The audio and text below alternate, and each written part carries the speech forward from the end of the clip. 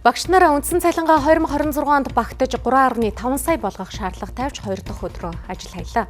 Эхний өдөр 16,000 гаруй багш ажил хаялтанд нэгдээд байсан бол өнөөдрийн байдлаар 22,326 болж нэмэгдсэн байна. 82 дугаар цэцэрлэгийн тухайд гэхэд 70 багш ажилчид бүгд ажлын байран дээрээ ажил хайж байгаа юм байна. 82 дугаар цэцэрлэгийн урлаг зал. За энэ цагаар хүүхдүүд тус цааланд дуу хөгжмийн хичээл орж шин дуу шүлэг цээжилж явах учиртай. За гэвч өнөөдөр ажиллах урам зориг эрч хүчээ шавхуулсан багш ажилчид хүүхдүүдээ эцэгчүүдэд нь даатхан цалин нэмүүлэх шаардлагатай үнэнчээр ажил хайсан байдалтай байна. Одоо өнөөдөр ихэд миний нэг багш л одоо энэ биеийн тээврийн багш солимоор байна, хөрөмөр байна гэж. Ингээл цахаасаа эхлээл нэг байгууллага хэл нэгээс хоёр багш алдах гэж байна. Гэтэл өнөөдөр 5,000 багшийн дутагдaltaй байж юун 3 жилд нэмэхтэй. Тэгвэл 3 жилийн дотор багшгүй болно.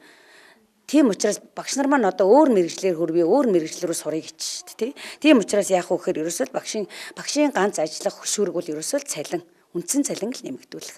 За тэр тусмаа доотлын хэмжээ 3 сая 500 хүргэх. Би оюутан болоод нөгөө лавлах төвд ажилладаг байсан. Тэр цалин бол би гар дээр бараг 2 сая 500 гаруй мянган төгрөг авдаг байсан. Тэгээ яг мэрэгжилтэй ингээ дуртай байгаа ч гэсэн яг ийм цалин авахд бол ямар ч нөхцөл байхгүй.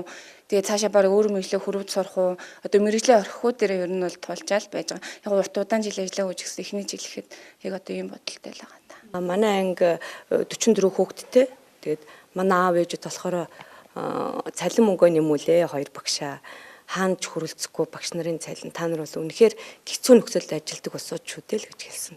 Биднээс бол хүүхдүүдээ гэр орондоо хариуцаад та нарыг цалин мөнгөө нэмтэл нь байлгаж чаднаа гэсэн. Бүгднээс нь гарын үсэг аваад зураад хоцорсон байгаа. Намайг анх 22 онд ороход 550 байсан цалин.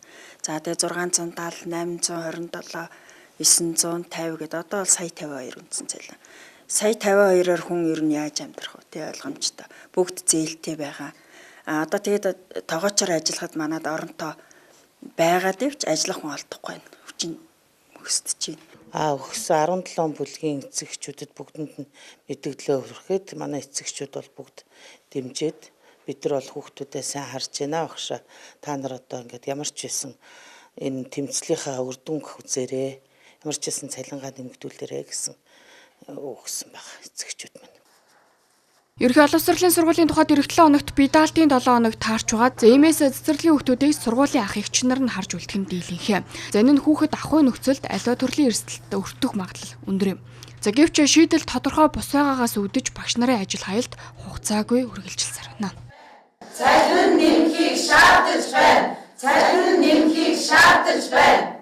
Хугацаагүй ажил хаялт байгаа. Тэгэхээр хугацаагүй ажил хаялт хэдэд зогсох юм бэ гэхээр мэдээж хоёр тал хилцээр хоёр тал хамтарч нэмэлт хилцээр байгуулаад тэндээ гар үсэг зурснаар хоёулаа телевизээр олон нийтэд цацчээж энэ үйл ажиллагаа зогсох хэрэгтэй. Тэгээд энэ хүртлээр үргэлжилнэ гэж үзэж байгаа.